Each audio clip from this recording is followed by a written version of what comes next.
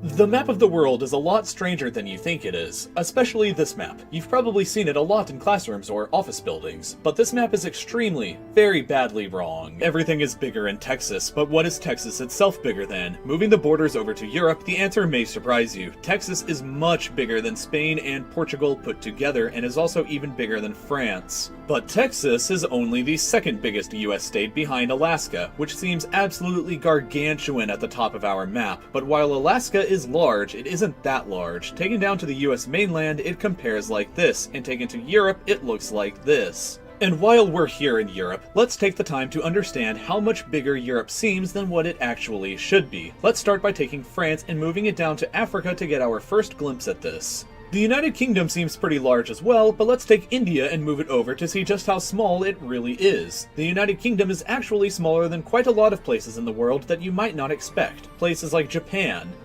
the Philippines, Sumatra, Madagascar, and New Zealand. Next door to New Zealand is Australia, and the UK looks so small just off the east coast in comparison. And Australia, in fact, is much bigger than most people believe it to be. It can be placed to cover almost the entire continental US. Interestingly, the combination of the following countries will not cover that same area: Portugal, the Netherlands, Estonia, Albania, Hungary, Belgium, Bosnia and Herzegovina, Austria, Croatia, Latvia, the Czech Republic, Serbia, Switzerland, Slovakia, Lithuania, Denmark, Ireland, Greece, Bulgaria, Romania, the United Kingdom, Italy, Germany, France, Spain, and Norway. And that's not even factoring in big but not too big Alaska to the north. Between Alaska and the United States is Canada, which also seems huge up here. And while Canada is a very large country, it's actually roughly the same size as China, but still looks like a colossus when placed in Europe, where it stretches from east to west to Portugal to Iran and up north into the Barents Sea just above of Russia.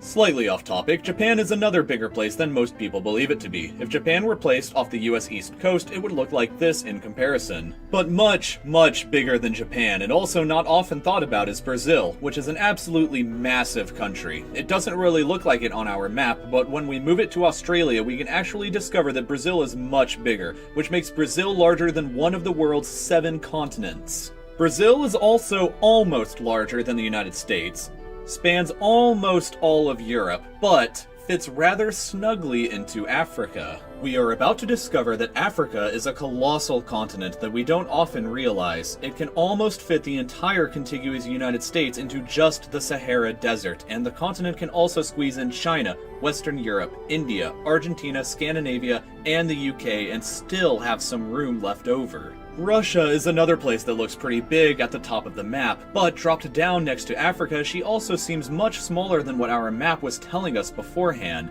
While we're still here in Africa, the Democratic Republic of the Congo used to be a colony of Belgium, but Belgium in comparison looks like this. Finally, we need to look at a few other places on the map to the north and the south. Let's start with Sweden, which looks big, but comparing it to Madagascar again, we see that it actually isn't. Iceland also seems like a large island, but it's actually roughly the same size as Tasmania, just south of Australia. And finally, we have the white elephant in the room of Greenland, which towers like a behemoth at the top of the map. Greenland masquerades as being a continent in her own right, looking bigger than Australia, South America, and being comparable to North America. But in reality, Greenland is much, much smaller compared to Australia, South America, and North America. Antarctica, much bigger than Australia. It can stretch all the way from Kiev to Uganda, and incredibly, can be placed between the southernmost tip of Texas in the United States and stretch all the way into the northernmost islands of Canada. There are many more examples like this, but you've probably understood the point by now. The world is both a bigger place and a smaller place than you previously thought it to be.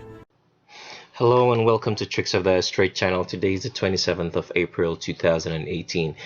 And on today's feature, we're featuring somebody who's been regarded by the scientific community and the world at large as the greatest scientist of all time. I mean, it's always going to be talked about and molded into your psyche that Albert Einstein is the most intelligent scientist of all time.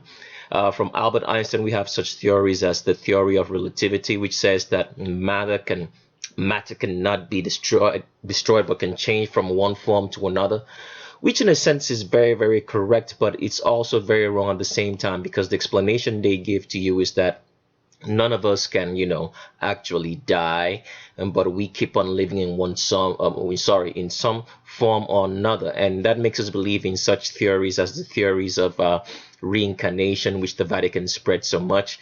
I mean, there is so much based on that particular theory of Albert Einstein that goes into our lives and affects our minds in such a way that we do not understand our reality any much more longer. So we believe in such false theories as the Big Bang and evolution and all that kind of stuff. So, but all the same, regardless, we're going to take a look at Albert Einstein today, because it seems that Albert Einstein was not the man that he claimed to be. He was not. He was just another Vatican stooge. Because when Albert Einstein is talked about in history, he's actually said to be somebody who didn't believe in God. And so that we wouldn't tie him at all to the fact that the Vatican was the one producing all the theories that Albert Einstein brought into our lives. So we wouldn't tie that fact. So that's how sneaky the Vatican really is. The Vatican is so sneaky that, I mean, some of the stories that they tell us is beyond, there are no words for it. So, for example, one theory I would like to throw out there is like, a lot of people believe there are satellites in space, and we have such thing as a global positioning system which tracks us. So, for example, when you get on your GPS and you're trying to find an address and a location, your phone is going to tell you where to drive to and how you should drive, the directions you should take. Even when you're flying, you get all that GPS, location services being sent to you. So we actually believe, for example, that there are actually satellites in space when there are not, because the world is flat. There is no satellites in space, okay? And the trick is this, with the GPS trick is this.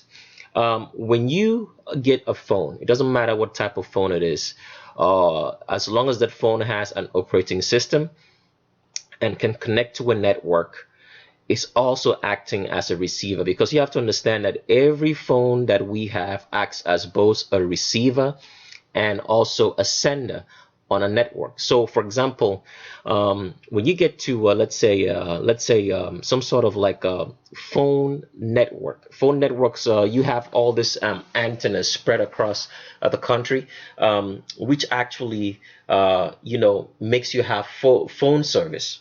What we do not know is that your phone also acts as some sort of let's say, a tower itself. That means a transmission and a receiving tower, as the physical towers which you guys see, which provide service to the phones. Your phone also acts as one. So that means, for example, even though you might be thinking in the concept that the cell phone towers are the only towers around, but your phone is also a cell phone tower. That's the best way I could put it. So how the global positioning stuff works is this. When you get a phone, you consent to the service agreement and every other thing that you consent to. What you're consenting to with your phone is that you're allowing your phone to be another cell phone tower. All right. So that's why, for example, if you get into a place, let's say if you drive on the road and you find out that you don't have cell phone service, it's probably because the other cell phones, that means there is not a lot of cell phones in that area to act as a transmitting and a receiving tower at the same time. So you may not have a lot of phone service. So if you notice, the greater number of people who have the greatest number, or let's say the network with the most phones have the most service. So, for example, if you'll notice that AT&T, people who are on AT&T have a lot of service, because there are much more. They have a lot of cell phone receivers that are acting as AT&T towers. The same with Verizon. They have the more subscribers they have, the more cell phone towers they have around, because each and every phone is acting as a cell phone tower in itself. Okay, so with other, let's say, cheaper subscribers, let's say like what's the best name that comes to mind? Like say T-Mobile, and you also have like what's the other one called again? I think is it Metro PCS and Boost Mobile and all those kind of networks. You find out that they don't have a lot of service in the area because they don't have a lot of phones, and with that, they have to have a service agreement with the other networks so they can allow them to use the other cell phones of those other networks as towers. So your phone acts as both a transmitting and a receiving station for information. So when you get on your phone and you're trying to find a location on an address, all right, for a GPS, and then maybe you're trying to drive somewhere. When the GPS gives you information, it gives you such information as the time that you're gonna, how long it's gonna take for you to arrive at a destination. It's gonna give you such information as the traffic. So a lot of people always wonder, they come to believe that all this is done by some sort of satellite in above us doing all that, but none of that is happening that way. What is happening is that since each cell phone is a mobile, transmitting tower and receiving tower, all this is tracked. So that means each phone is going to your phone is going to communicate to the next phone, to the next phone, to the next phone, and all of that is going to show the speed of travel on how those mobile cell phone towers, which are your phones, are moving. So from that, Google can give you the information on the speed, the traffic, and all those kinds of information, which makes you believe that there's actually a global positioning system in above us, as they say, all right, or in space, all right. But there's no such things. It's all your cell phones doing that. So that's why you notice that if you suffer from a lack of reception, case in point is always that there is not a cell phone carrier, all right, on your same network which is acting as a transmitting station, a mobile transmitting station, to get that information across to you, so you don't have any cell phone service. So the best way for you to know this, that your cell phone acts as both a receiving and a transmitting station, mobile transmitting station, is that you have to understand that each cell phone, depending on the service that you have with your carrier, can act as some sort of like a Wi-Fi hotspot, which sends messages and receives messages during within a certain, let's say, radius around you. So, well, that's just one thing I want to just let you guys know, that the science that we actually believe in is very, very false. There's some truth of it, but not the kind of truth that makes us believe in all these crazy things like Albert Einstein, for example, giving us the theory of relativity, that matter cannot be destroyed but can be changed from one form to another. So if you've heard all that and it's your first time on our channel, I'd like to welcome you. But before you can continue on with this particular video, you have to pause this video right here and go look for the primer video. The primer video is the most important video that you have to watch on this channel. We're actually thinking of making a primer too, because there's some information which we did not add to those primer videos that we have, because the primer video has a playlist on the channel which we think will add, so you can have a firm understanding of what's going on in our world and why there's so many transgenders are possible and why they can make the children look like them. We've already talked about the fact that there's a sibling theory involved, making siblings to give birth to these particular transgender children. That's the number one way of making these children to look like their parents. And then the second thing is that they do so through plastic surgery. So that we're going to put all that in a condensed, I think, primer 2, which will just be an addition to the primer video that we already have. But if it's your first time on our channel and you want to continue watching this video, please pause this video and go look for the primer video. Watch that first. It's the most important video that you have to watch, because it will make you understand a lot of the things that we're talking about, so you're not lost in all the information that's being passed across to you. So pause the video right here. I'm going to show you how to get to the primer video if you're a new subscriber, so you can go grab that and watch that first, and then you can come back and continue watching this video. So let me show you how to get to the primer video. The primer video will be the oldest video on the channel. It has a playlist called Primer, so look for it. And when you click on the primer video or any video that we have on this particular channel, if it's your first time on the channel, there's a link in the description section. People are always advised that you go to the description section, because we may have some information pertinent for you to read up or look up on. So for example, because this particular video is a part 2. It's also a part 2 of a video we called Who Ate the Apple. It's titled The Real Presidents Part 1. The reason why we are making this particular playlist to be that way is because when we started making the video on who ate the apple, because we talked about the United States presidents a lot, and which we're going to be talking about in the future also, because there are some videos that will be coming up in which we'll be showing you the real presidents and who they really are. So you guys should watch out for this video. We'll send you a link of the video to go watch it somewhere else, because we don't think we'll put it up on YouTube. So we just want to start now to lay the foundation and the groundwork so that with each video that you watch, you start understanding things before we arrive at that climax when we'll show that particular video. So we call this the Real Presidents. This is actually going to be the part 2. So getting back to the new subscribers, if it's your first time on our channel and you're watching this, all right, there's always a link in the description section which we advise that everybody should go into. So for a first time subscriber, when you're watching this primer video right here, click on this link below, which I'm hovering my mouse right over, and it's going to take you to a document.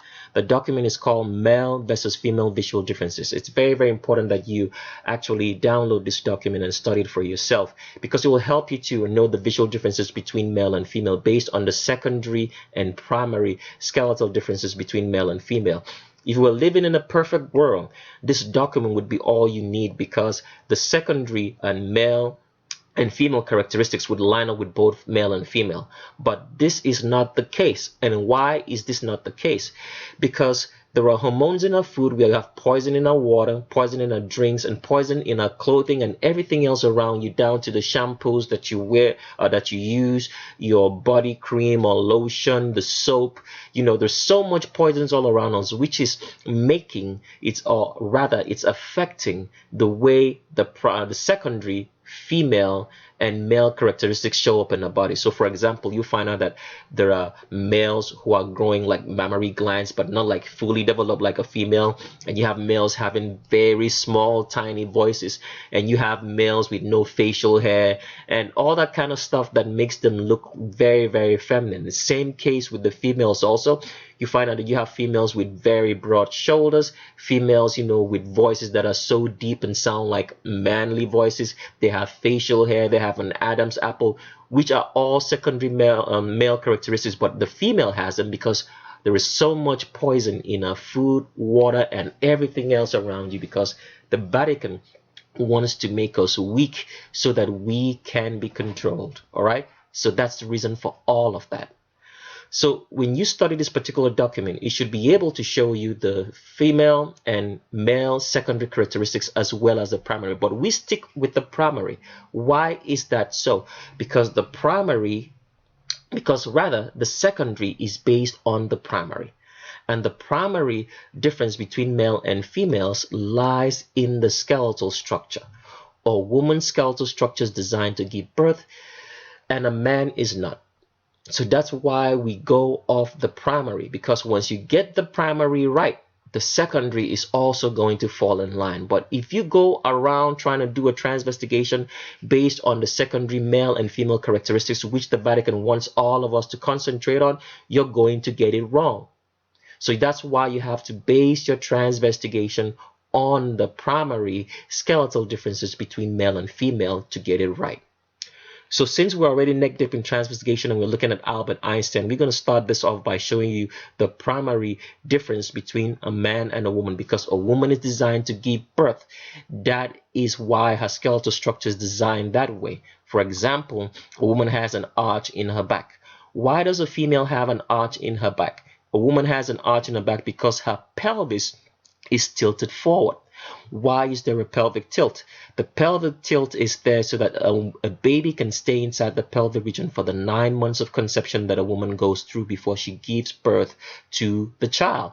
And also the arch is extra support. It's more like, it's been known throughout history that arches better distribute weight.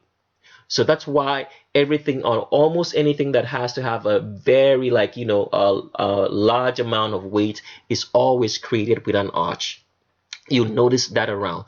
Arch comes from nature, because the world, as God created the heavens, is arched as we see every day. Okay? So that's why a female has an arch in her back, so she can distribute the weight of pregnancy across her body without hurting the baby and hurting herself while walking. That's why a female has a C-shaped arch in the back, depending on where you draw the arch from. If you draw the arch from below the shoulder blades, it's going to form a deep C arch in the back. If you draw it from high above the shoulder blades, it's going to form an S-shaped arch in the back. So a female always has an arch in the back. Some can be subtle and some can be very, very pronounced. So regardless, a woman will have an arch in her back. Otherwise, she is not female and she cannot give birth. All right. So I want you guys to remember that the two letters for a female's back, S or C. For males, males have a straight back. A man's back does not arch because a man will never give birth.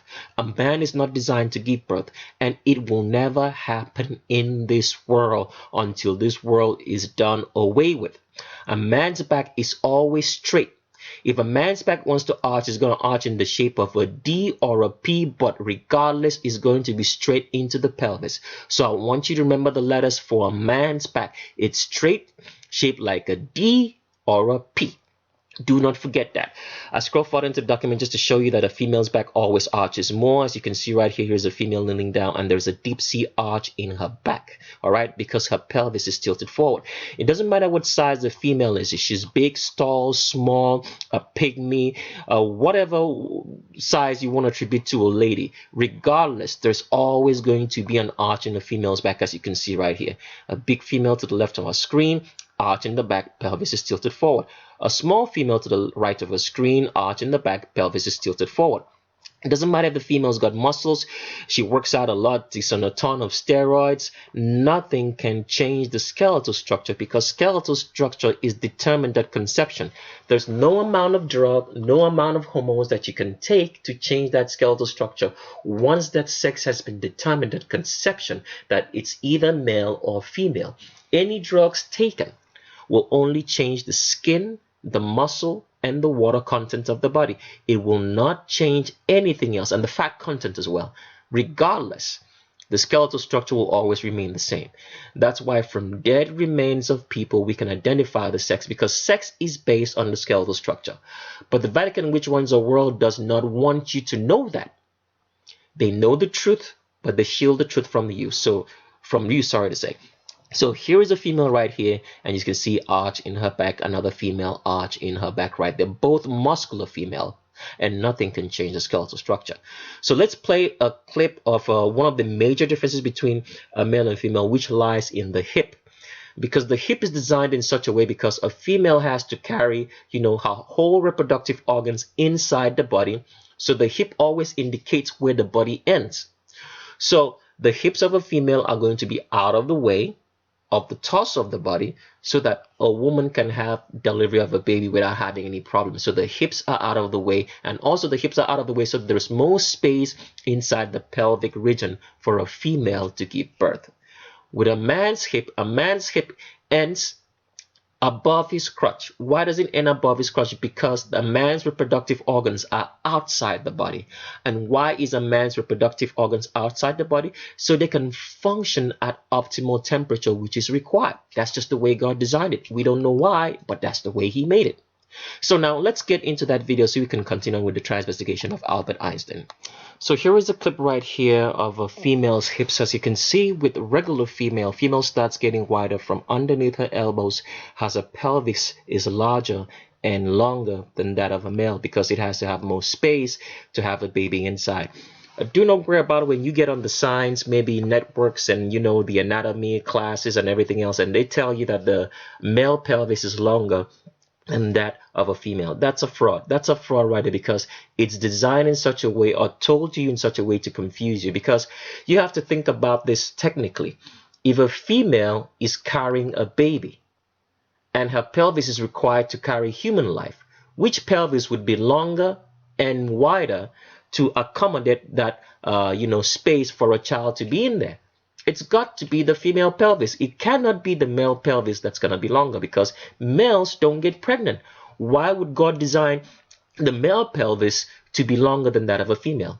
And technically, you also have to notice that we've talked about this before, that If you draw a line at a female's waist, which is always going to be above her navel, down to her hips, it divides the length of the torso of the body in half. Why? Because it needs more space. That's why the longer, wider pelvis is on a female. And technically, we see this all day. A woman has a longer butt than a man. A man's butt starts suddenly and ends abruptly. So for example, if this was a man, his waist would be right around here and his hips would be right around there. Quarter of the length of the torso of the body. So do not be confused by all the fake sciences which the Vatican is using to control the world, and using people like Albert Einstein, which they created, because they know, for example, if they told you that the theory of relativity that Albert Einstein brought about, which so many things in this world are dependent on, in making us believe that it's actually the science is true. If they told you that it was from the Vatican, you would not want to have anything to do with it, because you wouldn't understand why a religious organization, a so-called religious organization per se, should be in the sciences. All right? So that is what is going on here. Our reality is constructed from start to finish. So you can depend on these people for everything that they say to you as gospel truth, when it has no truth in it. So let's get back to the subject of talking about a female's hips. And for those who always like skip through the part in which I address this particular issue, or try to make the public know what's going on and say, oh, he's always repeating the same stuff over and over and over again, they're going to be missing a whole lot. Because on each and every video, we go through this repetitive action of letting you know the differences between male and female, because programming is done by repetition. If you have to remove a bad habit, all right, you have to program yourself with another good habit. Otherwise, the bad habit will always abide and stay. So that's why I repeat this over and over again, so that at every point in time, your memory is going to be repeating the same thing. And from there, you're going to be getting rid of all the bad mental programming and conditioning which we've been conditioned through childhood up till now. So let's get back to this. So with a regular female, as we say, regular in the sense that the way that a woman was designed to be, away from, let's say, all the other factors that have made her not look so womanly, in the sense that we have hormones in her food, water, drinks, clothing, soaps, whatever that we're using, that's changing the bodies of people, not allowing them to grow up in the way they ought to be from childhood. So the more exposed you're all to all of that, your body's going to be looking extremely different from the way it's normally accepted that a man or a woman should look. But regardless, the skeletal structure will always remain the same to tell you that you're male or you're female. So with regular females here, a regular female starts spreading from underneath her elbows, and she gets wider, and the widest point in her body will always be her hips, which is below the crotch. The female has wider hips because the pubic arch right here is wider for a female. It's wider so that a baby can come outside of the womb without the woman having any problems at all. So because of that, the hips of a female are farther apart in the body, and she has an acute Q angle below the crotch. The hips are below the crotch, and the acute Q angle is below the crotch because of because of the pubic arch being wide. Okay, the Q angle is angle between the hip and the knee, and for females it's much more acute than that of a male. And for males, the Q angle rather starts above the crotch and not below it like a female. So I'm going to play this clip so you can see how a female's hips is measured, because this is how a woman gets measured into clothes that she wears, anything that she wears at all, because the hips have to be measured below the crotch. This is how clothes from every single nation is sewn, because if there was varying places for a female hip, that means females had different locations for their hips in their bodies. A lot of the clothes that are sewn around the world and brought into many different countries would not fit, because all of us would be having different places and different places we think that the female hip ought to be when you're sewing those clothes, so that wouldn't fit. So this female is going to turn around from the back so you can see the location of the acute Q angle and hips below the crotch from the back. As you can see right there, it is slightly above the bum line but below the crotch. I want you guys always to remember that. So if this was a male, the Q angle would be higher up away from this bum line, and it wouldn't be so acute like this, like you see on a woman. So that's why I always tell people, if you get confused about looking at a picture, you can really determine if the person is male or female from the front. Try to see if you can find a picture from the back, because once you see the person from the back, you're going to know, okay, that's a male or a female because of how acute the Q angle shows from the back. So with that said, let's continue on with the talk about a little stuff before we can get into the transvestigation of Albert Einstein proper. Let's go. So this is the part that I have to put a warning on our channel, because our channel is a different kind of channel. You have to supply facts on what you say. We don't appreciate any form of slandering people and spreading rumors, because a lot of people love spreading rumors. They just love talking without providing facts. I have to say this on almost every video that we make, that free speech doesn't mean that you get to say what you want to say anyhow you want to say it. All right, or at any point in time that you wish to say it. That's what the Vatican wants you to understand as free speech. But if you go into a public place, let's say, for example, what's the best example I can put here? Let's say your president was visiting somewhere and you came in and you started talking. You talked at the top of your voice, and you were trying to address the president for whatsoever error you think that he is in, or for whatever grievances you have. You're gonna be arrested for what? You're going to be arrested for public what? A public noise making, as the case may be, no? Or being a public nuisance.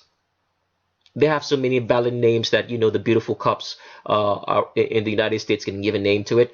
But all the same, you're going to be arrested because you're saying something at the wrong time. So free speech has a time, has a place. And the real definition of free speech means that you back up what you want to say with facts. That's the meaning of free speech. Say whatever you want to say, but make sure you have the facts to back it up. So, for example, right there, if the person was going to say, say something to the president in wherever, maybe town hall, community meeting that they're having, he has to come up with his facts.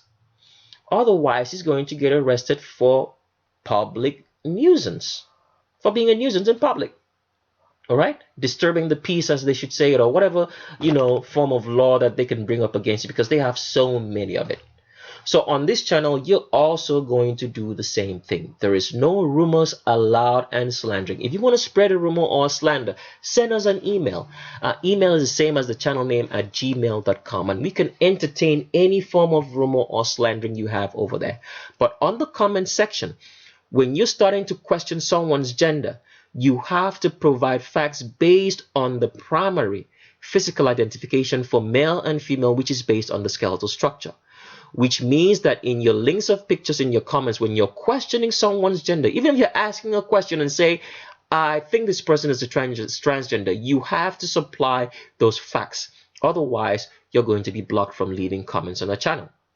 So your links of pictures must include showing that the person has or does not have hips below the crotch, an arch in the back, a pelvis that's tilted forward, and a wide pubic arch.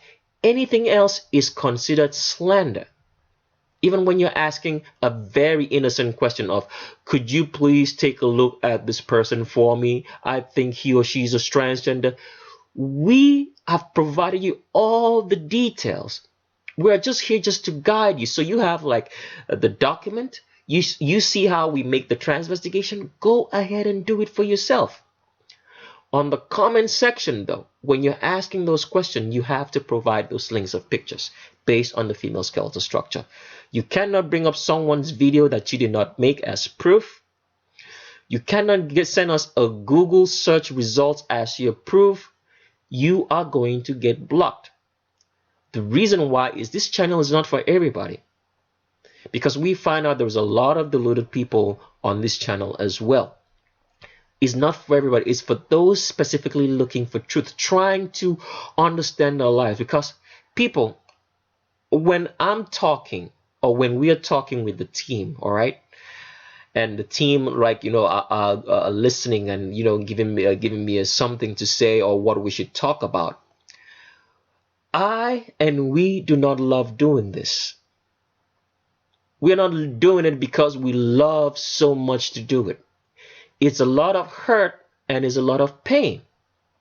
Because I say this to everybody, that I have no childhood, because all the people that I grew up on and I believed in were all very, very false. So my childhood is completely done away with. I have no memories, because when I go back to think about those people, I found out that they were imposters. They were not the people they said they were. So I have no childhood. And I'm one person who loved my childhood so much. I loved being a child. I loved it so much. So to find out that all these people are not who they claim to be, so when I talk about them, I'm not doing it because I enjoy it. I'm doing it because I want to let somebody else have a childhood, because I did not have one. So that's why we're doing this, so that the future generation can at least have some truth and know about their childhood and know what's real and know what's not. So I do not love doing this. I'm doing this because it has to be done.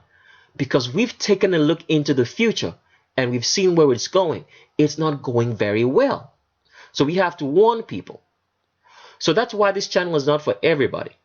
So if you're one of those people who just here for entertainment reasons, you are on the wrong channel. Because a lot of people are going to listen to our channel and listen to our videos, and some of the things they're going to get is that we feature transgenders. Some of the things they're going to get is that we expose the system of albino or white supremacy, as they call it.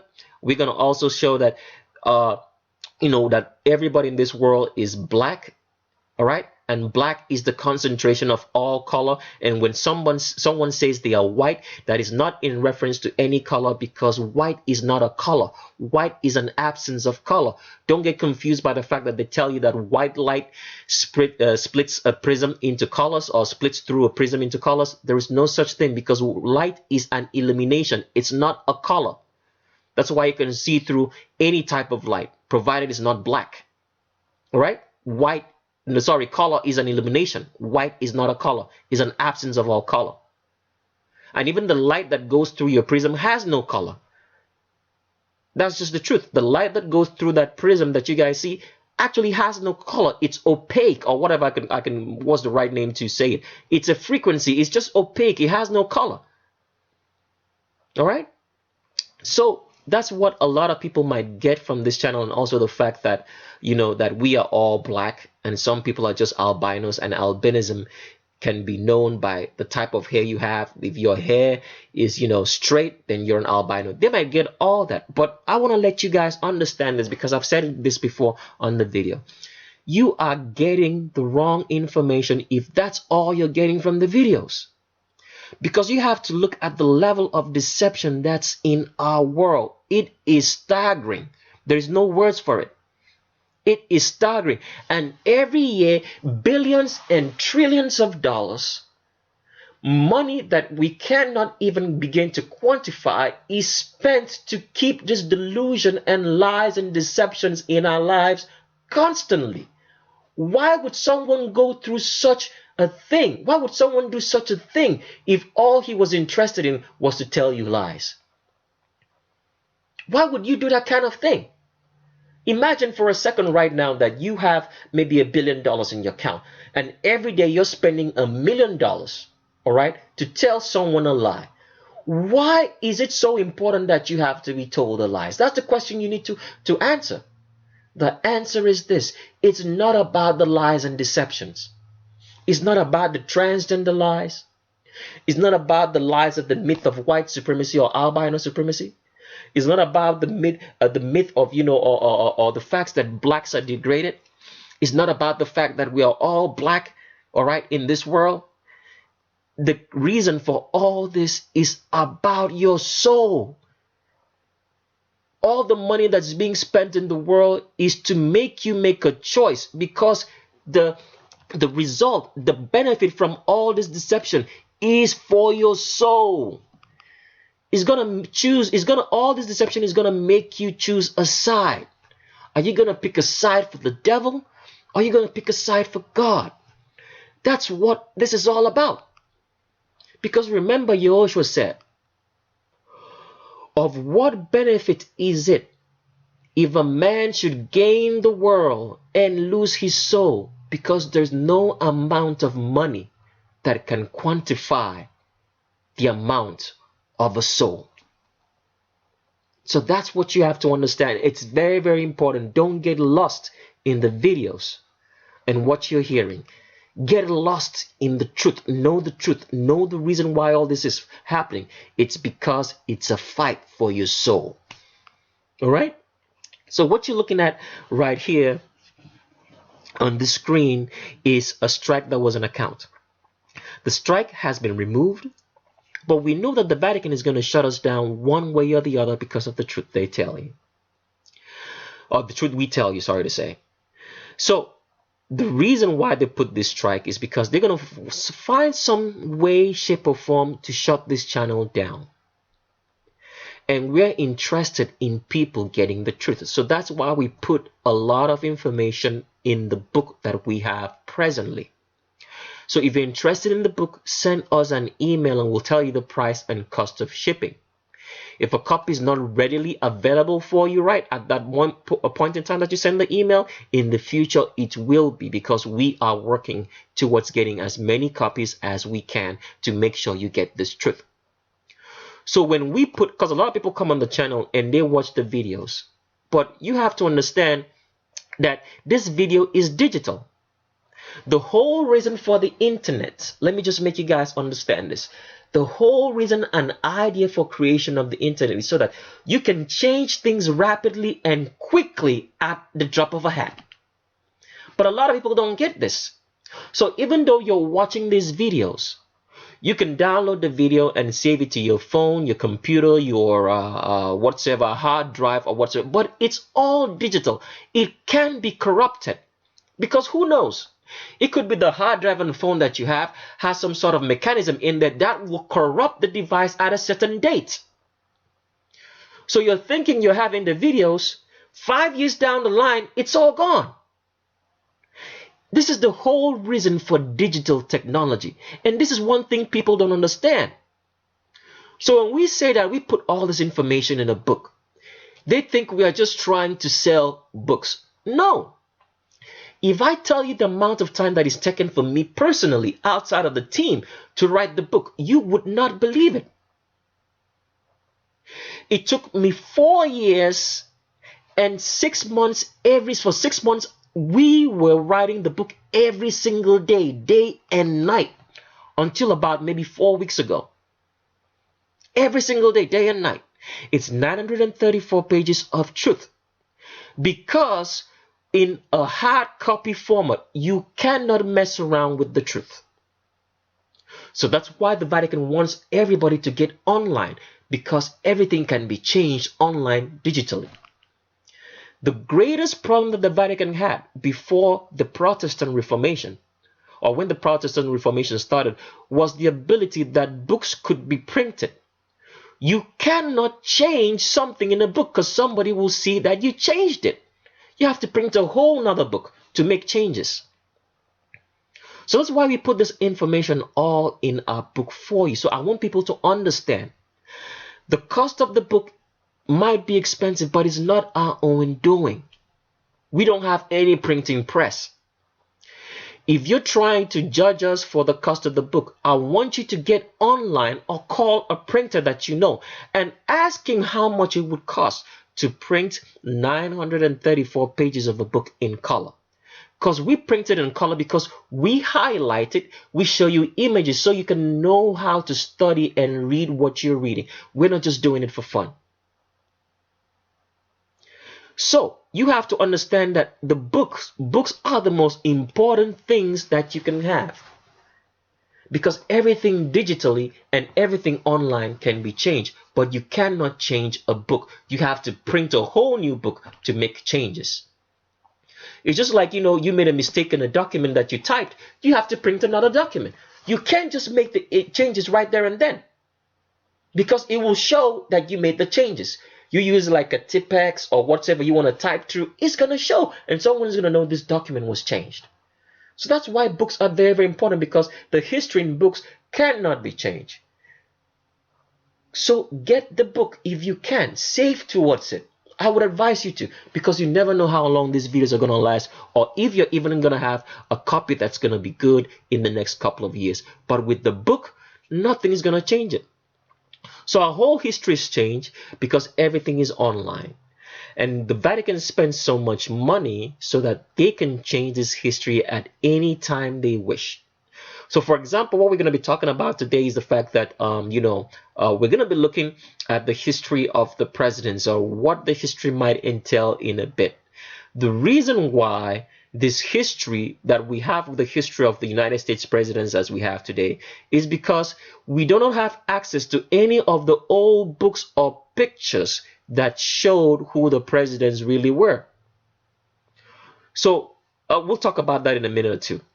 But let's get back on this. The reason why the Vatican was going to try to shut us down is because we are telling you the truth.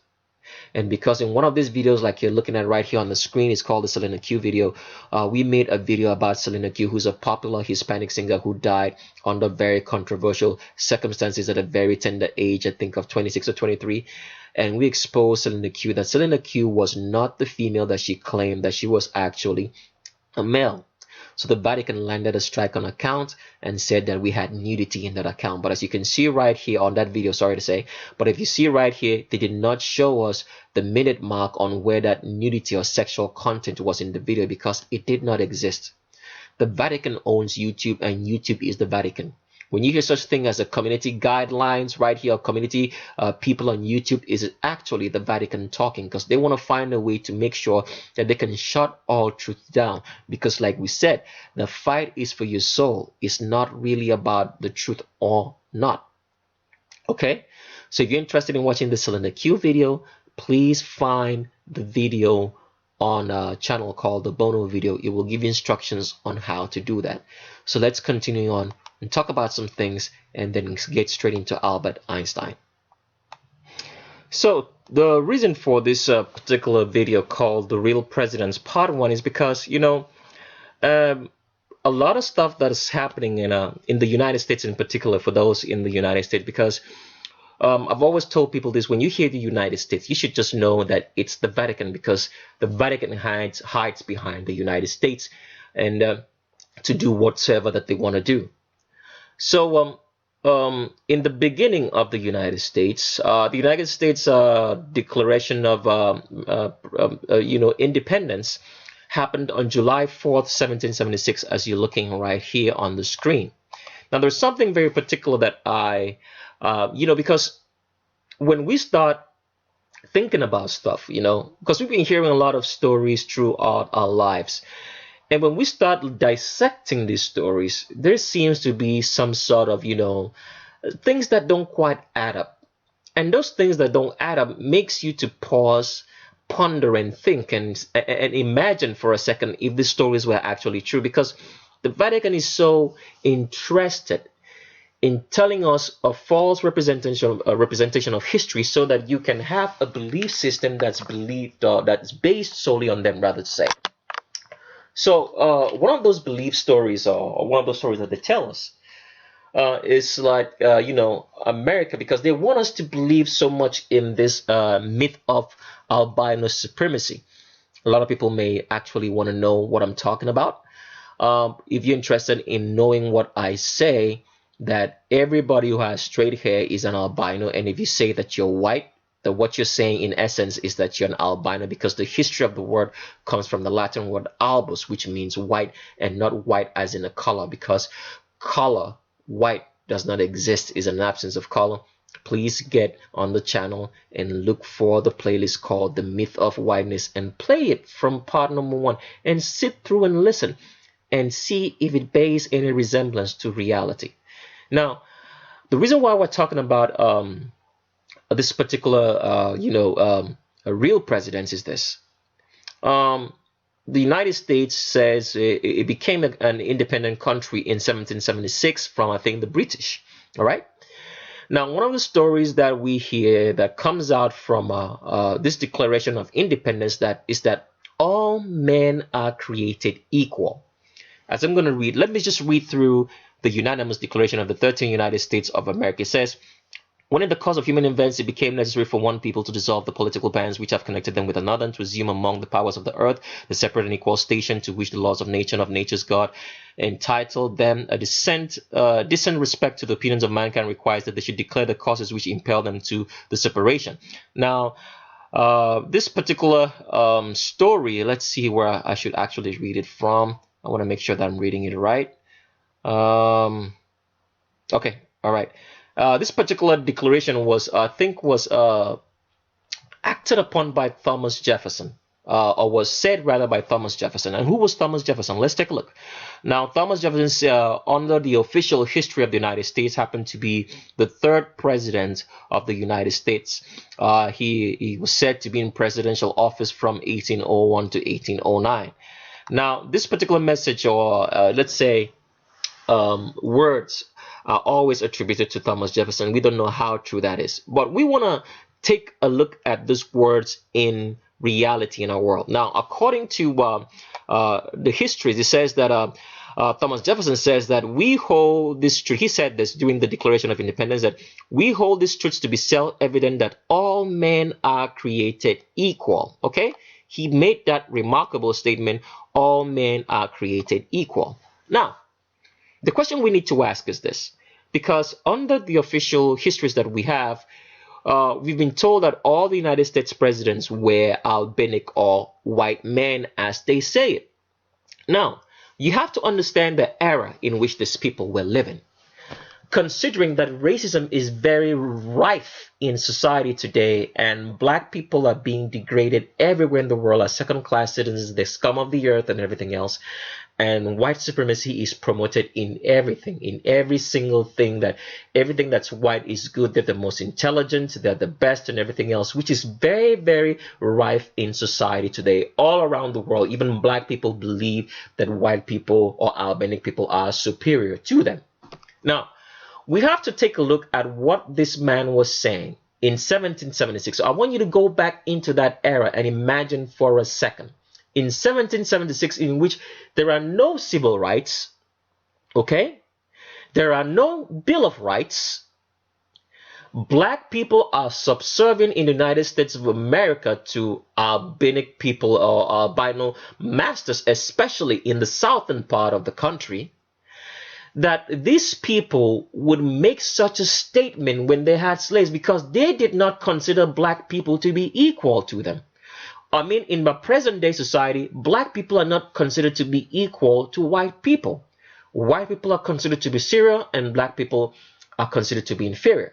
So go back 1776, in which a lot of people right now, as we know in the world, even though this is what is being preached, that, you know, technically through what we see on TV and the reports in the media, in our books, educational system, that white supremacy is actually superior to black people all around the world. Now, I want you to imagine for a second that in 1776, when people, a lot of, albinic people around the world were keeping slaves in the United States of America, that they made such a statement to say that all men are created equal. Does that sound right to you? That somebody, a nation, the United States of America, during the slave trade era, as they say it, would say such a statement, if in fact it was true that these presidents were white or albinic? I want you to imagine that for a second. Imagine that.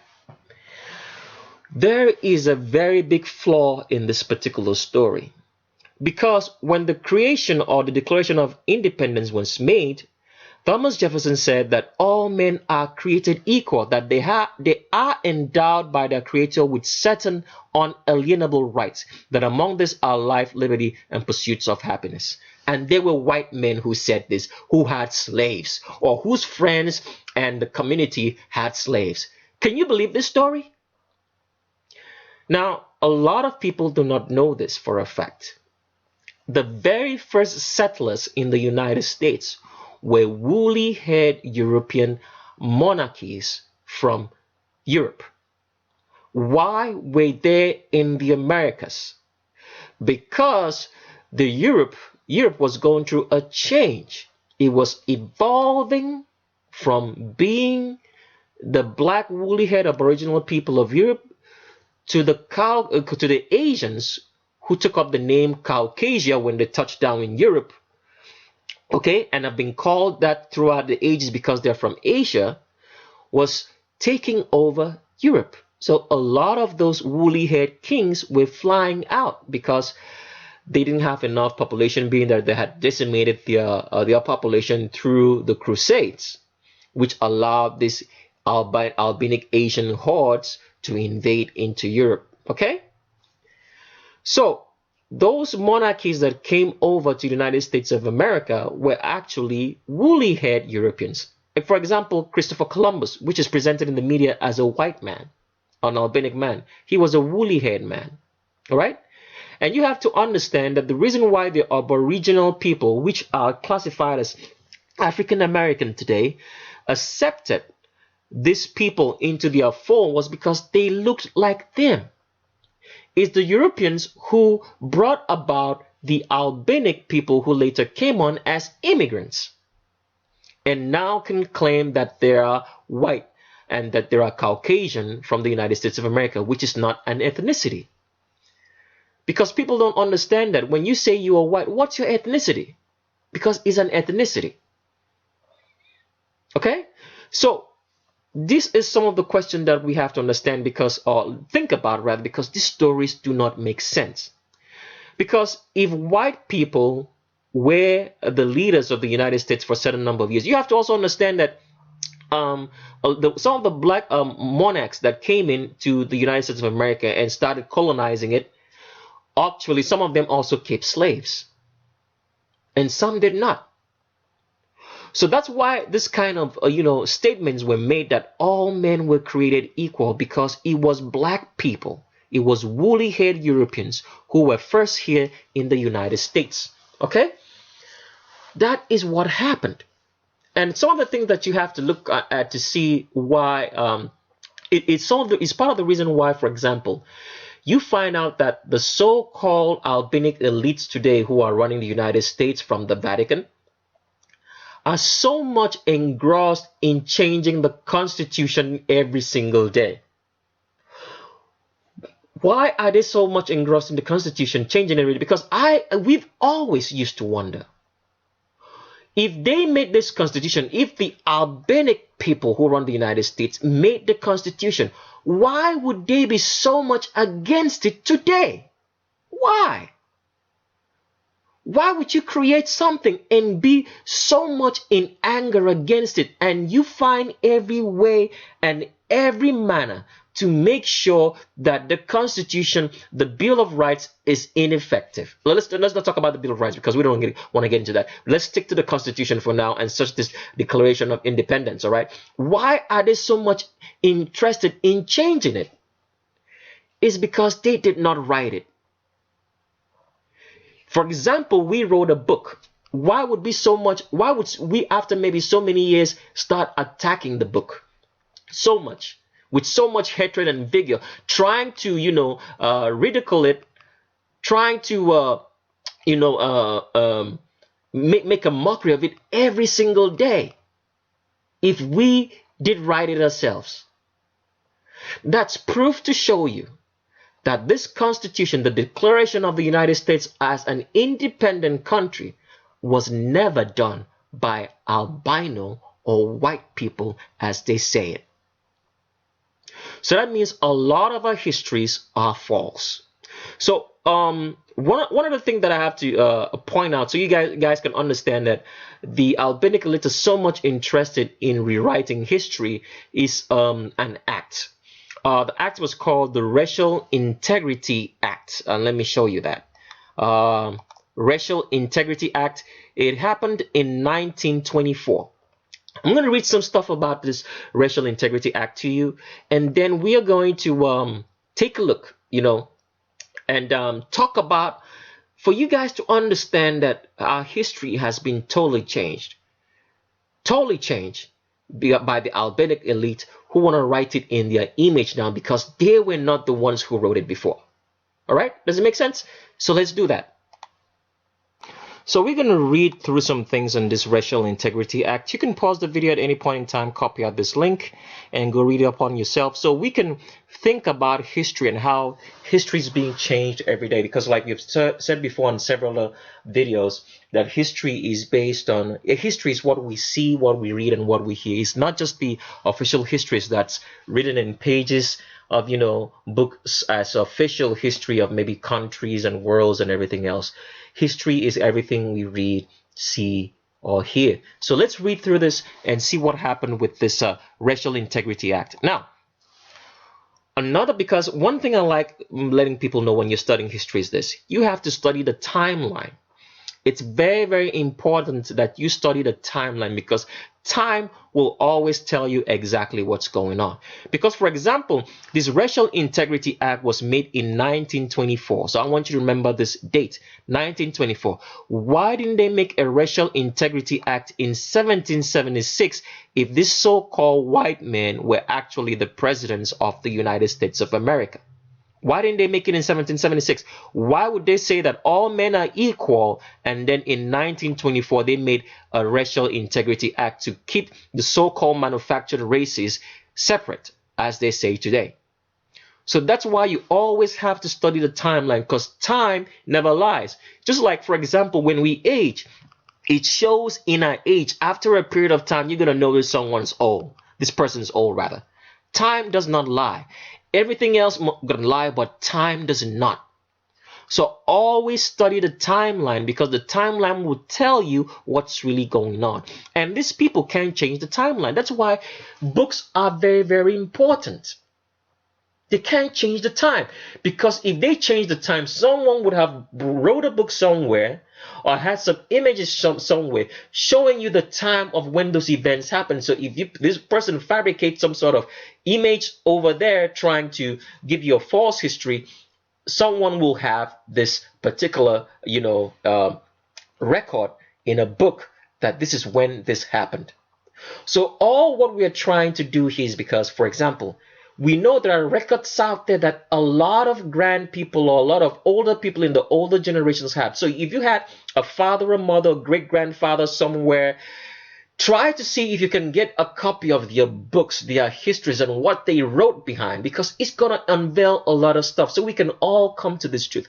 Because we know for a fact, based on what we're looking at right now and the evidence that we're presenting, that in 1776, that the people who made the Declaration of Independence and wrote the Constitution of the United States of America could not have been white, as the media presents them to be today, which is owned by the Vatican. Because if they were white, they wouldn't so much be against the same thing that they wrote. They wouldn't be so much against the Constitution and these declarations that they made in the United States of America. They wouldn't be so much against it, right? And trying to undermine it in every way they can. So let's go back and look at this Racial Integrity Act and see what it contains, so you can have a clue. Because if you really wanted to keep the races separate, you should have made that in 1776, not almost 200 years later, in 1924. Doesn't make any sense. Some of these things don't add up, so it just tells you there are flat-out lies. So let's start. It says here, on March 20, 1924, the Virginia General Assembly passed two laws that had arisen out of contemporary concerns about eugenics and race. SB 219, titled the Racial Integrity Act, and SB 281. Now, according to histories, this is not history based on your official records. The Racial Integrity Act gave the so-called Albanic elite the power to burn all records of previous histories of the United States. It gave them that power.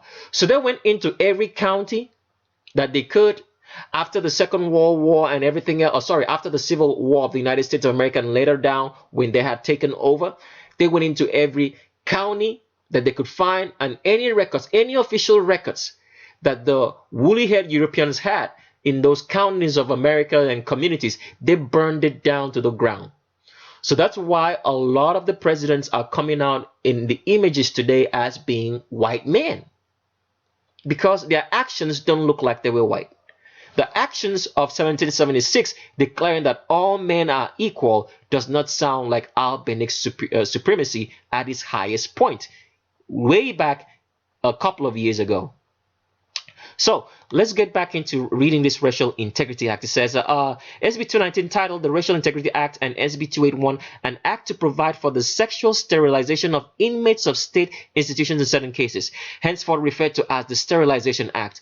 The Racial Integrity Act of 1924 was one of the series of laws designed to prevent interracial relationships. So there was so much interested in keeping black people up. And as we read this story, you're going to find out that the so-called native Indians could not have been the native Indians that we find today that own all the casinos and get reparations paid to, because they look nothing like what this Racial Integrity Act defines them to be. So I want you guys to pay attention as we're reading all this.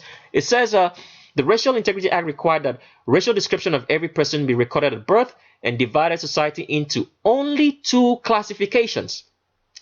So the Racial Integrity Act divided the American society into only 2 racial classifications. But today we have 5. Why is that? Why is it from 2 to 5? Because the elite know that we are all black and that anybody with straight hair is just an albino of a black person. That everybody is black in this world. So you're either black with woolly hair or you're an albino with straight hair. That's just how it works.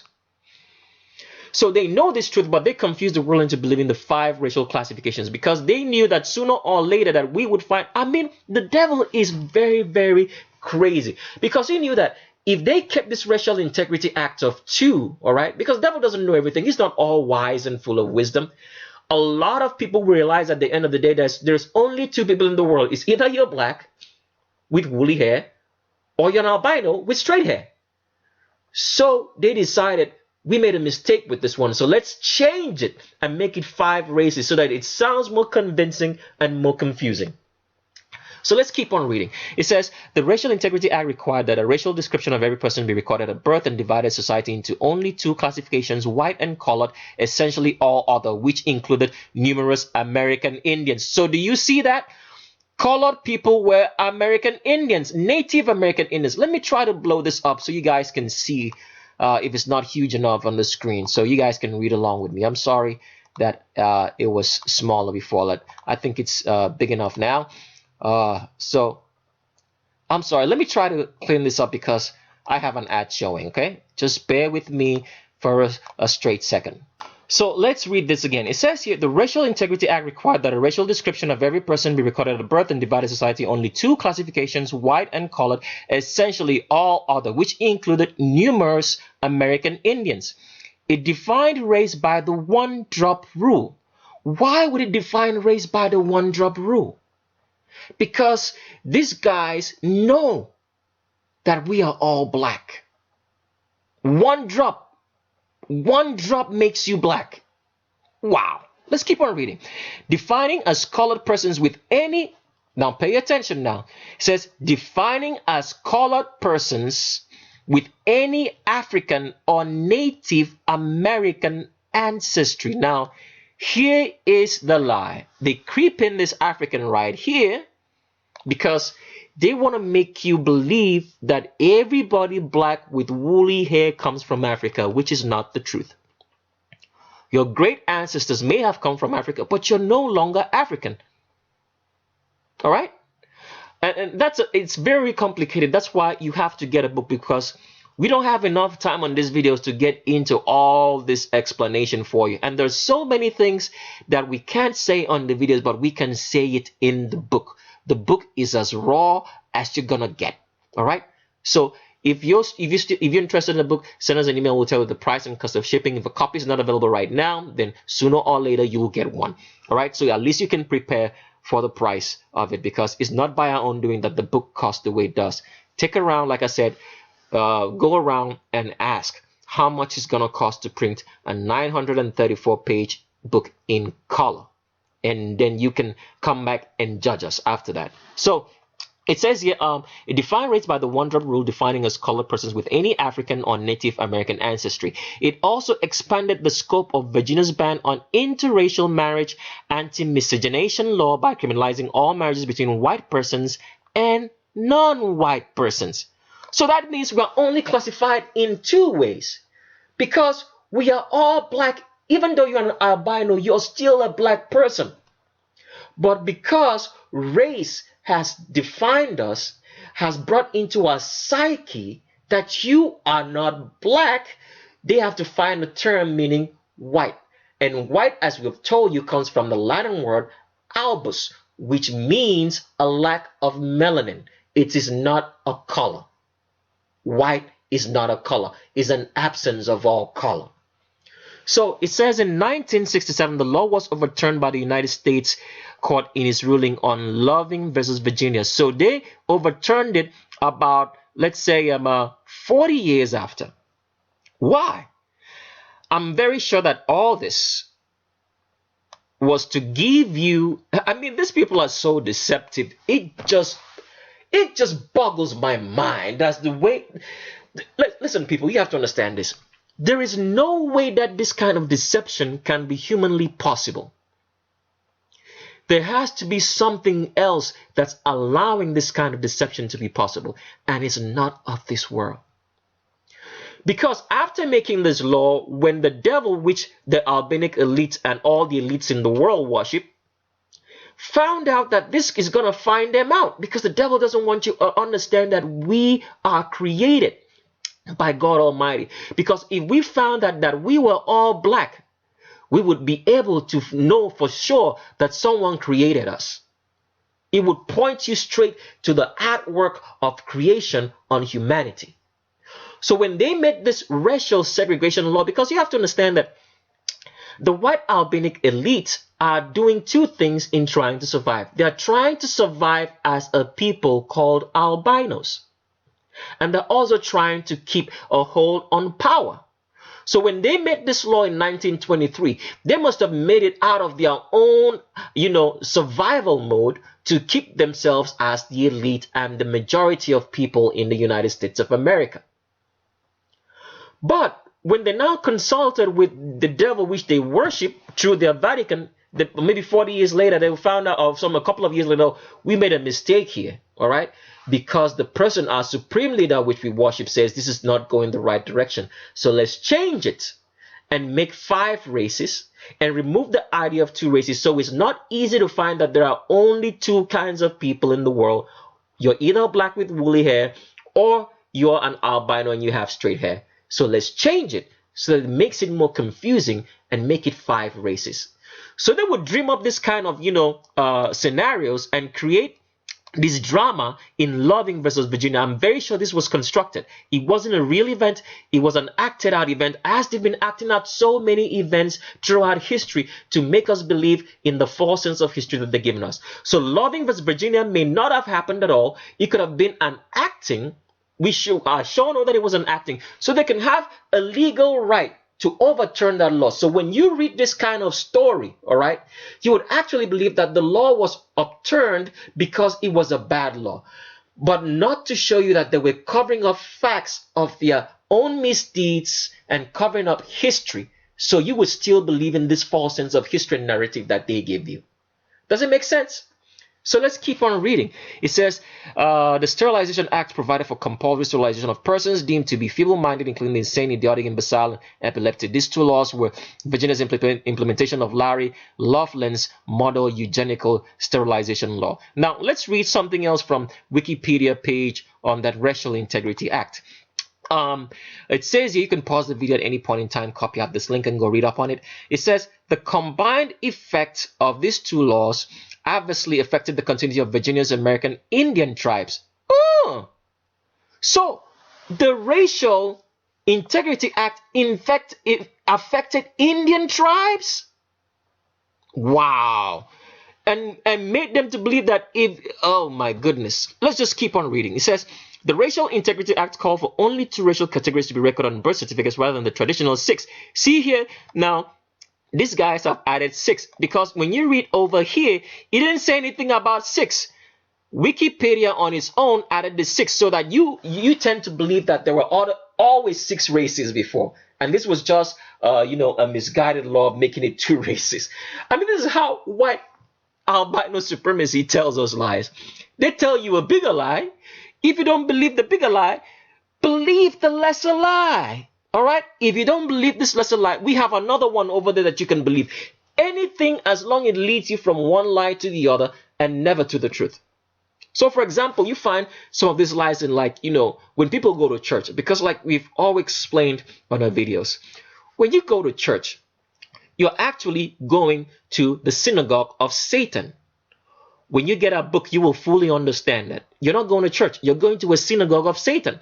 So that place in the Bible in which the Bible talks about in Revelation, the synagogue of Satan, is a church building. All right? So when you go to church, see how this works. They make you believe that God, or Jesus Christ, as they claim it, is the one that you go to in church. All right? And someone's going to say, I don't like this particular church.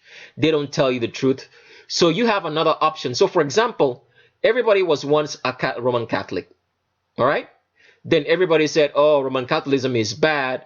Let's go to a Protestant church, or another church that's not Roman Catholic. They went to another church. Then they now would say, okay, I don't even want to go to any of those churches. I want to be Protestant. And they go to Protestant churches. But you're still continuing down the same number of lies. You're jumping from one lie to the other because you're never in the truth. So a lot of people will be in church and wonder why God doesn't answer their prayers. You're in the synagogue of Satan, number one. Number two, you're calling the name Jesus Christ. That is not his name. So can you see why a lot of people don't get answers for their prayers? They're praying for so long and it seems like God is not answering. And another thing, a lot of people pray for a job. They want jobs. If you read through your Bible, you'll never see God saying anything about people looking for jobs. He said, plant your own crops and grow your own animals. So that's why we pray in most times and don't get answers. Because first of all, we're not even doing the right thing that he said we should do. Then we are worshiping in the wrong place. We're calling on the wrong name. And then we want to blame him for not answering our prayers and for being a mean God. Does it make sense? So white supremacy wants you to believe the world is built on lies. A bigger lie, a less bigger lie, and lesser lies. They make you keep jumping from one lie to the other so that you never get to the truth. That's just the way it's designed. So let's keep on reading this. It says, 2 racial categories were recorded on birth certificates rather than the traditional 6 white and colored, which now included Indian and all descendable mixed race persons. The effects we quickly seen in 1930, the U.S. Census for Virginia recorded 779 Indians. By 1940, that number had been reduced to 198. In effect, Indians were being erased as a group from official records. These were all woolly-haired people, not the fake Native Americans that we see today who claim to be, who have straight hair and albanic skin. In addition, as Plecker admitted, he enforced the Racial Integrity Act extending far beyond his jurisdiction in the segregated society. For instance, he pressured school superintendents to exclude mixed race, then call mulatto children from white schools. All right? Plecker ordered the exhumation of dead people of questionable ancestry from white cemeteries to be reinterred elsewhere. Indians reclassified as colored. This is the most important aspect that I want you guys to read. It says, as registrar, Plecker directed the reclassification of nearly all Virginian Indians as colored. Do the native Indians today, which claim to be native Indian, who own the casinos and get reparations paid, have any similarity to being colored? I want you guys to be honest in your answers. Do they look like being colored, or they look like the pale albinos or white supremacist people or white elites that run the world today? I want you to answer that question for yourself. Go take a look. Be honest. So let's keep on reading. It says, Plecker directed the reclassification of nearly all Virginian Indians as colored on the birth and marriage certificates because he was convinced that most Indians had African heritage. Goodness gracious. So that is the part that I want you to read and to see. That African Americans where the Indians were the real Native American Indians and not the fake ones that we see today. That is what I want you to see right here from reading this particular page. And it says here that it convinced that most Indian South Africans were trying to pass as Indian to evade segregation. They confuse you again with this, all right here. So that is what I wanted to show you, that during the time that the United States passed this Declaration of Independence, and let's give you a scenario why they would pass this this particular Declaration of Independence. First of all, you have to know that the woolly-haired monarchs who came over from Europe were all trained in some sort of mystic Babylonian, religion, and were all owned by the Vatican, which was black before them. Okay, so I want you guys to understand this. So when they came over here, they started building the United States of America into the image of a Europe that had been slowly been gripping away from them because of the present Asian people who now reclassify themselves as Caucasian were running Europe. So by the time the Vatican had been fully run over, all right, been fully taken over in Europe, had been taken over from the woolly-haired European monarchs of Europe, these guys over here decided to declare their independence away from that Europe because they were no longer a part of it. That is the reason for this Declaration of Independence. It was a declaration away from that. They wanted to be on their own. And because of so much slavery that was going on in the United States of America of woolly-haired people, being that they were woolly-haired people, it led to a civil war. That civil war was a design by the albino elite in the Vatican at the time, because they knew that the civil war would destroy their enemies in the United States of America and give them the right to take over the United States. And that's what the Civil War did.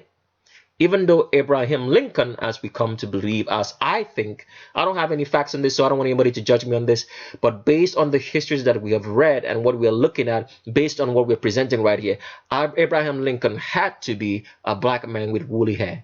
And when he was led into that civil war in trying to free a lot of black woolly-haired people, it destroyed both them and destroyed the organization that was run, or the United States of America that was run by those woolly-haired people or presidents or people that they were. And that gave the albino elite today the right to take over the United States of America. And when they took it over, being that this constitution was already written and a lot of people had it in books, the older generation, that's why you have to connect with your granddaddies and grandfathers, especially in the United States of America, to actually know this true history, because a lot of them will have books and records or stuff hidden away that will show us this history. And so that is why the albino elite was so much interested in rewriting the history to fit their own image today. And so that's why they tell you that those guys were white, because based on this, in the world and the time that we're living in, it's impossible to believe that a white person could make this kind of constitution and declare all men to be equal when they were keeping slaves, as we are told. So that's why I want you guys to always think with your brain. Listen to what you're saying. Be aware of your surroundings.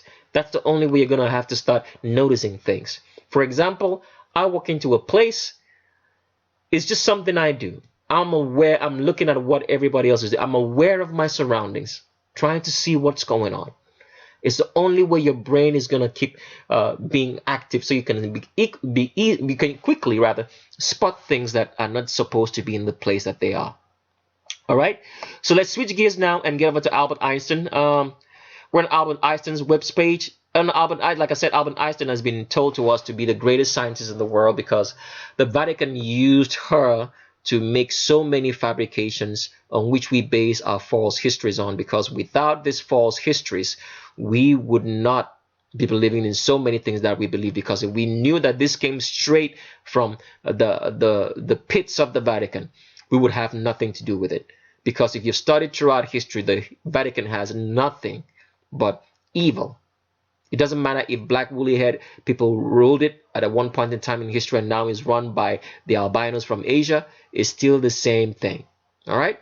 So when you read Albert Einstein's webpage, you can pause the video, copy out this link. It says Albert Einstein, born 14 March 1879, 18 April, and died 18 April 1955, was a German-born theoretical physicist who developed the theory of relativity, one of the two pillars of modern physics alongside quantum mechanics. You hear a lot of this. His work is also known for its influence on the philosophy of science. He's best known by the general public for his mass energy equivalence formula, E equals to mc raised to the square of 2, which has been dubbed the world's most famous equation. He received the 1921 Nobel Prize in Physics for his services to theoretical physics, and especially for his discovery of the law of the photoelectric effect, a pivotal step in the evolution of quantum theory. Now, you see here that Albert Einstein was born on 14 March 1817, Kingdom of Württemberg, German Empire. And if you've watched any of our videos, we've always told you that the German Empire was the surviving countries of the Roman Empire. And the German Empire, or the German Kingdom, or Germany, has always been a state of the Roman Catholic Church, which is run by the Vatican. The Roman Empire evolved into the Roman Catholic, which has always been led from the German Empire. So I want you guys to always remember that he was all a stooge of the Vatican. You can read through this page on Albert Einstein. You find a lot of stuff, but the Vatican Code of Numbers is littered everywhere. If you're interested in the Vatican Code of Numbers, look up to the channel, look for the playlist rather on the channel called Vatican Code of Numbers, or look for the Lisa Lopes or Lisa Lopez video. I don't know how it's pronounced, whether it's Lopez or Lopes, but it's spelled Lopes, in which we go into very deep detail in explaining the Vatican Code of Numbers. But you get the most in-depth detail in our book. So like we said, the book is out. If you're interested, send us an email. Our email is the same as the channel name at gmail.com.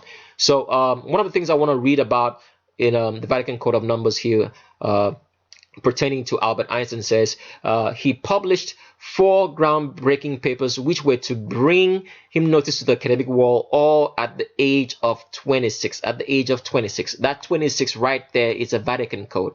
It's 2 6s, a multiple of 3. Because they want the people who know, like, they're Vatican agents, because, the way the Vatican structure is arranged in such a way that they have training for everybody who's going to be training or handling people that they need to keep on telling us this false sense of realities. So everybody that's doing some sort of new invention and bringing invention into the world is actually not doing it. It's actually the Vatican who has its scientists and priests who are demonically possessed, bringing a lot of these crazy inventions out, and then they use people to front, as the people they want to make you believe brought them out, so you can buy into it and believe it. So that's all what it is.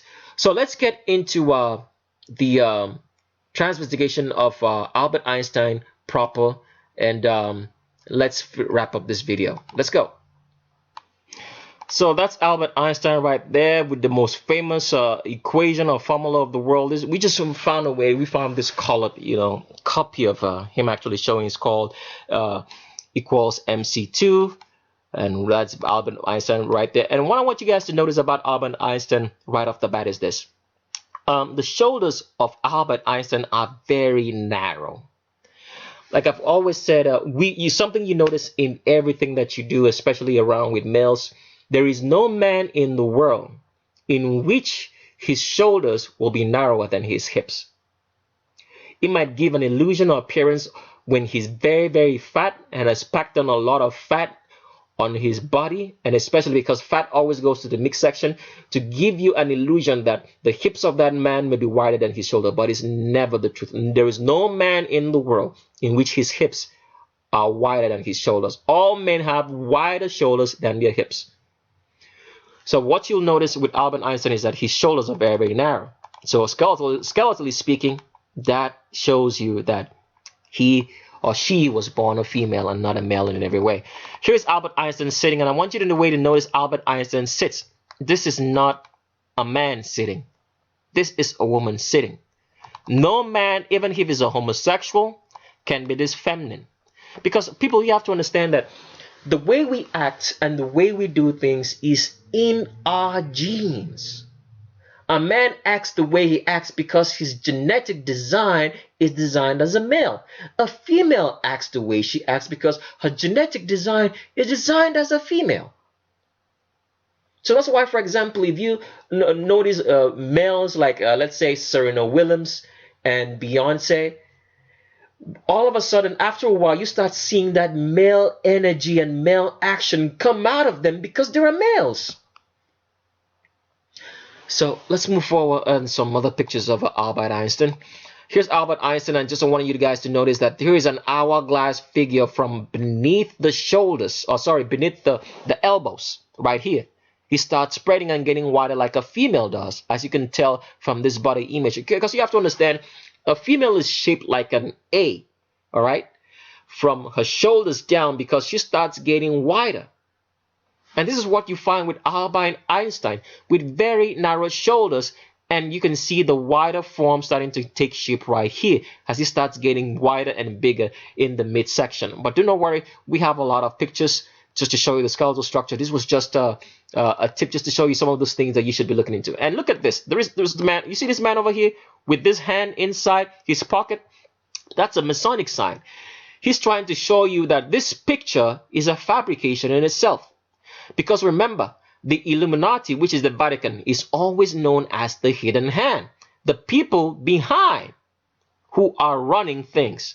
So, for example, if we were to think about who would be the people who are the main protagonists, or let's say the people running Albert Einstein and really showing you all the inventions that Albert Einstein brought along, it would be the people behind this picture. It wouldn't be Albert Einstein. He's the front. And the guys behind, right here, these three guys right behind, are the main people that are running Albert Einstein, the main people who are running things, and Albert Einstein is just the face you see. All right, let's go another picture. Here's Albert Einstein from a balcony. As you can see, that acute Q angle right there is below the crotch. Let me try to blow this up as much as I can so you guys can see it. As you can see, this acute Q angle right here is below the crotch, because Albert Einstein is 100% female and not a man in any way, shape, or form. Another picture of Albert Einstein, as you can begin to see, he starts spreading from underneath his elbows like all females are, with an hourglass figure. And don't worry about this illusion they're trying to give you that this is how long where the crotch of the pants that he's wearing ends. His end of the crotch is right here. And that's where you see this acute Q angle take shape, because Albert Einstein is 100% female. You can even still see from the chest that those are the chest of a female trying to grow mammary glands. But because she was probably fed so much testosterone, it limits that. But you can still see that this still looks like the chest of a female. And you can still see that A line, the A shape that females usually have, because Albert Einstein is 100% female, not a man in any way, shape, or form. Here's Albert Einstein in his old age sitting, and that is an old lady sitting and not an old man. You can see the femininity oozing out of Albert Einstein, because Albert Einstein is 100% female, not a man in any way, shape, or form, been masquerading around as one for way too long. Let's go. Albert Einstein, as you can see right here sitting, that is a very wide pubic arch of a female. You can see all the space inside the pants, because they're trying to make you believe that this is the crotch of a male, but it's not. It doesn't look like there is any form of like scrotum in here. It looks like a labia, because Albert Einstein is 100% female, not a man in any way, shape, or form. You can even see with the narrow shoulders and thicker midsection, because Albert Einstein is female. Let's go. Another picture of Albert Einstein. You can start seeing now the hourglass figure of the hips spreading, just like the female to his left. Can you see similarities right there? Let me blow this up so you guys can see it perfectly well. Look at that. Similarities. So when people start thinking, you know, this is why I say that my childhood has been completely taken away from me, because I used to believe so much in Albert Einstein. I used to believe so much in Albert Einstein. I wanted to be a scientist. I wanted to be so intelligent and you know and think like him. And just to find out that Albert Einstein is a fraud right here. My whole entire childhood is gone. Literally, I have nothing. I have nothing at all. You can see this hourglass figure, just like the female to the right, and the same hand motion, because you have to know when a female walks, her arms are always going to be closer to her body than a man, because the shoulders are narrower, unlike a man in which the shoulders are wider apart. And also the way the female walks is because the hips are always very wide. All right, so because the hips are wide, the female needs to balance the weight. So that's why a female looks like she's catwalking. She's swinging from side to side and swinging the hips. All that is weight balancing, which the body is naturally doing.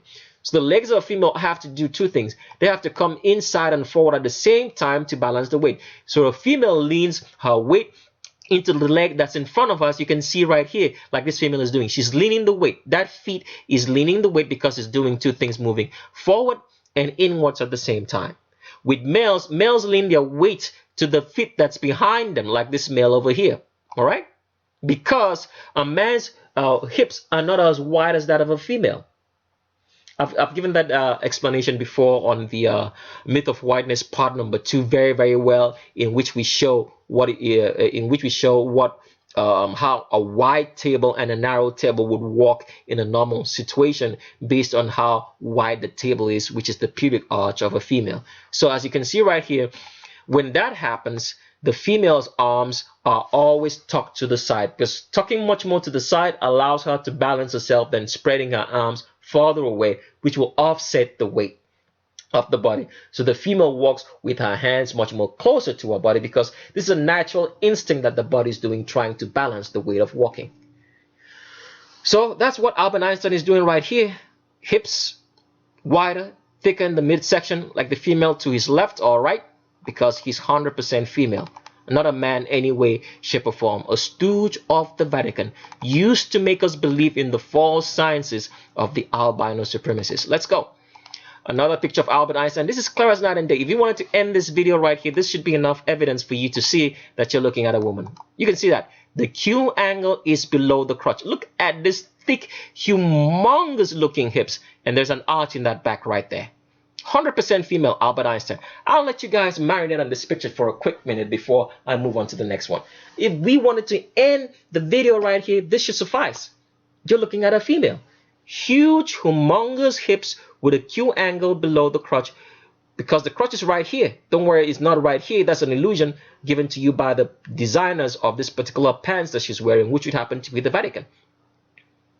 Because Albert Einstein is 100% female, and not a man in any way, shape, or form. So your whole history, if you were based on Albert Einstein as being the greatest scientist and he told you the truth, you've been fed a concoction of lies. Nothing more. Albert Einstein here, when he was much younger, you can still say, is that a woman? Yes, it is. Is this a man? No, it's not. It's 100% female. You can tell by the face and the femininity that it's always got to be a female. Albert Einstein. You can still see this arch in the back right here, even though she's covered up with the suit, but you can still see that there is an arch because of the way the body moves right here, because Albert Einstein is 100% female. Let's go. Another picture of Albert Einstein, clear as night and day. See that? Spreading and getting wider from underneath the elbows. See how wide and humongous that spread is, because Albert Einstein is 100% female. Hourglass figure of a female. Look at that, narrow shoulder. See how narrow? Narrow up here, and it gets wider as it goes down here, because Albert Einstein is 100% female, not a man in any way, shape, or form. Let's go, another picture. Albert Einstein right there. You can still see the spreading from underneath the elbows wider. Hourglass figure, because Albert Einstein is 100% female, and not a man in any way, shape, or form. Been lying to you that he was one when he's not. A stooge of the Vatican. Let's go. Another picture. Clear. I mean, we should just end this video right here for the naysayers. Arch in the back. That's how my mama would sit if she was sitting. As you can see how thick she gets on, and this long butt. Look at this, how long this butt is. A man's butt wouldn't be this long. It would start right around here and end so abruptly before it gets it. But see how where it starts, right inside the middle, the torso of the body. Because this skin fold that you find here is where his rib cage ends. Because where your rib cage ends for a female is where your waist starts. See that? 100% female. Arch in the back. Rib cage ends, and this is the arch right here, as you can see. 100%. A tilted pelvis forward, as you can tell from the way it's sitting. Because Albert Einstein is 100% female, not a man in any way, shape, or form. See that again? Look at those humongous hips. Q angle below the crotch as he walks.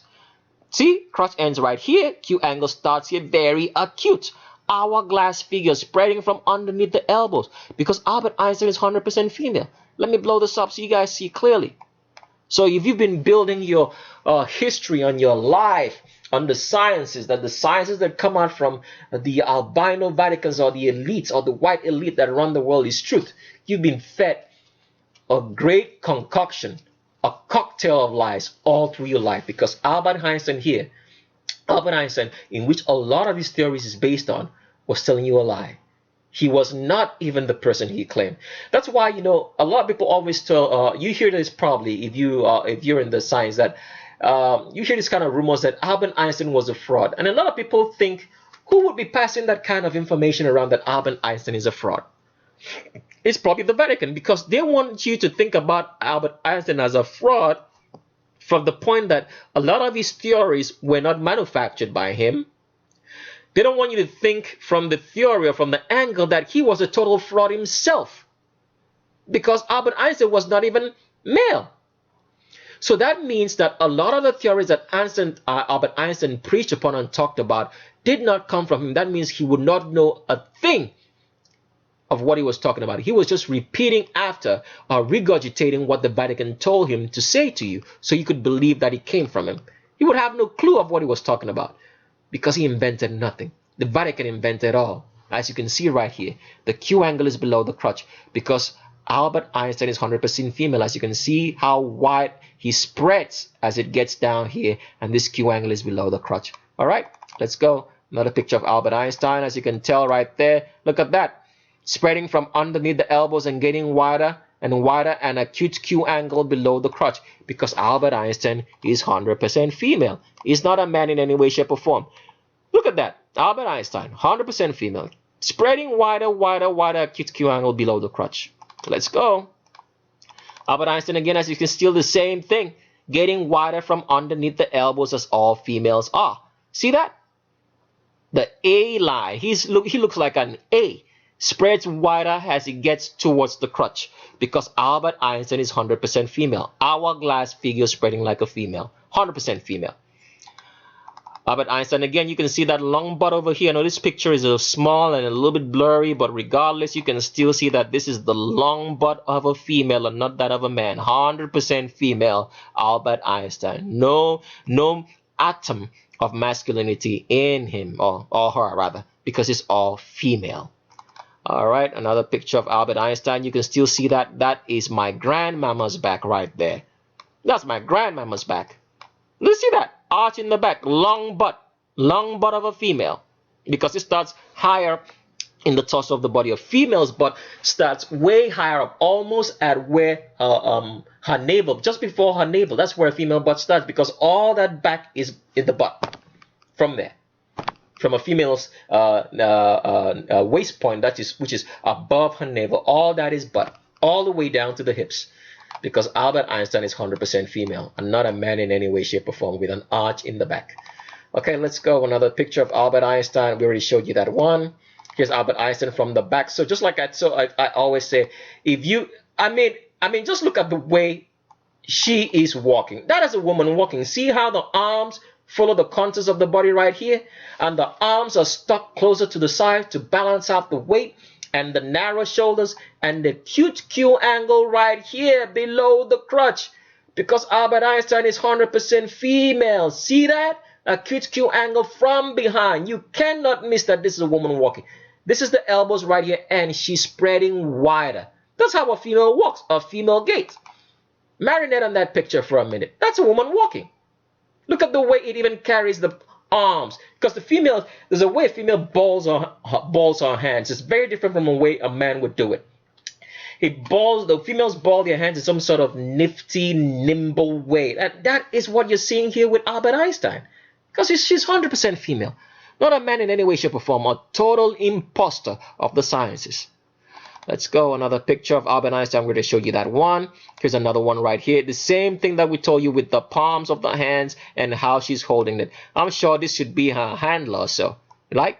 And you can see that he spreads, while she spreads wider from underneath the elbows because has an hourglass figure. And look at the length of the arms also. Remember, in most cases, we're not saying that this is, happens in all female. In most cases, the hips of a female will always end inside the palms of her hands, and this is where the hips of Albert Einstein ends, based on the length of this arm right here, which is not long enough to be male, because Albert Einstein is 100% female. All right, stooge of the Vatican.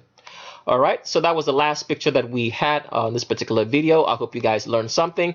And please subscribe to our second channel called Tricks of the Straight 2 in case this channel goes down.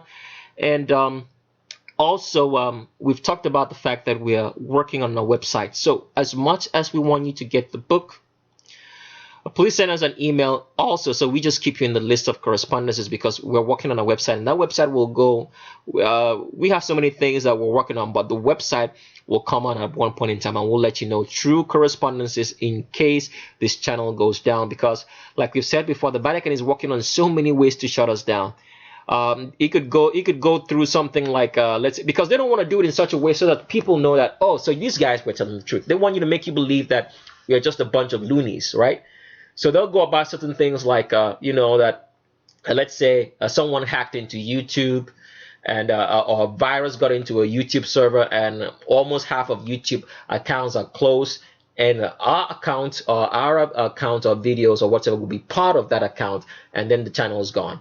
That's all. That's one of the scenarios they're going to be playing out, because they're working now. They're trying to make people believe a lot in the vulnerability of online security, so you can believe in this particular lies when they sit down and shut down the servers, because viruses and all that kind of stuff are all created by the Vatican to make you believe that viruses does exist on the internet. What are viruses, by the way? Because they give you all this ridiculousness. It's just a bunch of instructions, repetitive programming of instructions. That's all what programming is doing, or that's all what programs are, instructions.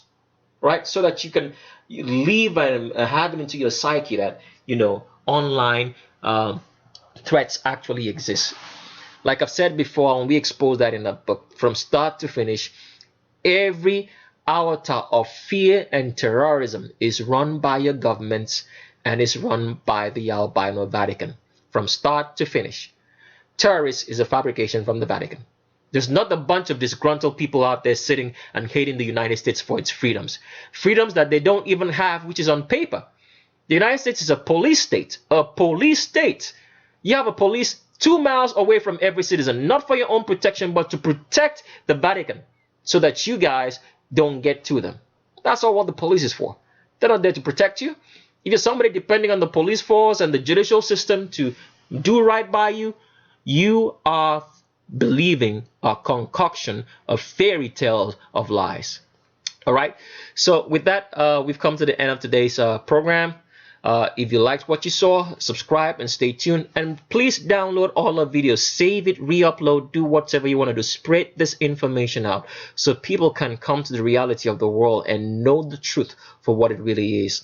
And we leave you with these words: always look with your eyes, but see with your brain. Thanks, and I'll talk with you guys later.